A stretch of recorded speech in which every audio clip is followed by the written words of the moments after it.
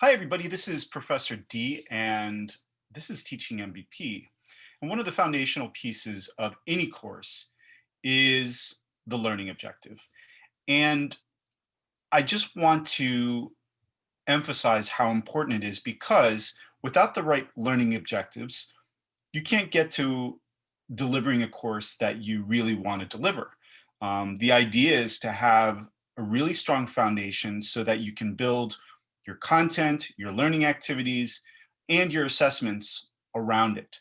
Um, so let's take a step back. We all have these experiences in life, and we believe that there are certain things that our students should know if there's a particular topic that we're trying to address. So every course is about something, and every course is part of a broader curriculum in terms of what we want the student to leave with when they leave with the degree, the concentration, or what have you. So when we identify the learning objectives for a course, then it's our plan to have those ingredients so that when the student walks away, they have what they need. And so what we're looking for is alignment. We're looking for alignment and authenticity, which I'll get to in a moment. So as we build the learning objective, it really needs to be short and sweet and measurable, which is really, really important because the way that we construct a learning objective is in the sense it has to lead to something. Okay, so the general framework for a learning objective, from my perspective, again, this is my perspective, is by the end of this course, students will be able to dot, dot, dot. Okay, so we want the rest of that sentence to be very clear. We want it to be very manageable. We want it to be very measurable. Okay, so by the end of this course, students will be able to list the 5 mother sauces. Okay, so if you're thinking culinary wise, 5 mother sauces, that's pretty clear.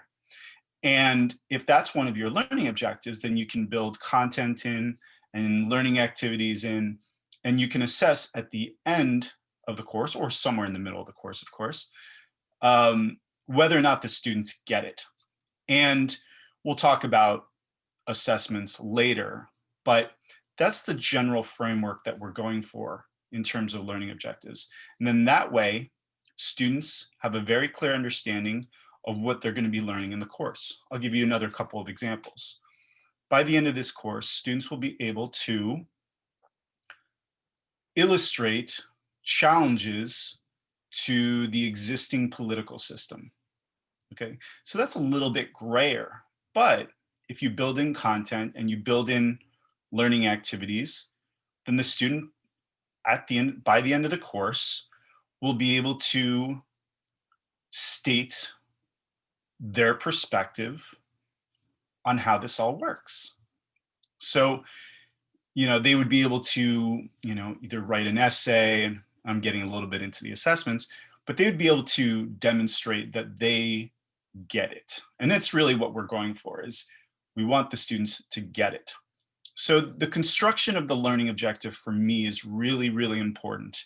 And it can't just be something that you understand. It needs to be something that you understand and colleagues understand, and most importantly, that the students understand. And how the learning objective can actually be used in practice is, in a face-to-face course, I'll write it on the board.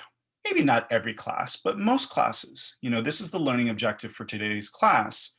I want to make sure that, by the end of this module, module being a week, that I'm speaking to the students, you have an understanding of what, jobs are out there in the airline industry.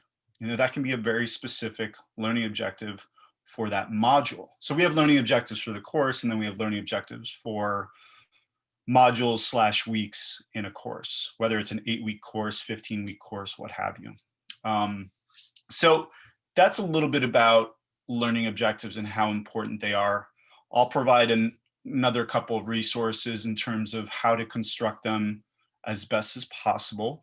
And again, the hard part, and this is probably where I should have let off, is that learning objectives are modified and adjusted over and over and over again in your course outline, in your syllabus. And the reality is most people within academia don't know how to write a proper learning objective, uh, because one of the fundamental parts of higher education is that most professors, most instructors are never taught how to properly teach, with the exception of our colleagues in the education department, because that's their ball of wax or what have you. So it's don't be surprised if you look at your syllabus and you see learning objectives that don't make any sense. You know, they look like good goals, they look like good things to aspire to, but the way that they're constructed, and this is what I'm getting at, the way that they're constructed makes such a huge difference in terms of whether or not you can build the course around them. So good luck. And if you have questions, please email me, and definitely watch the other videos that are out there related to learning objectives. Um, and I appreciate it. Take care. See you soon.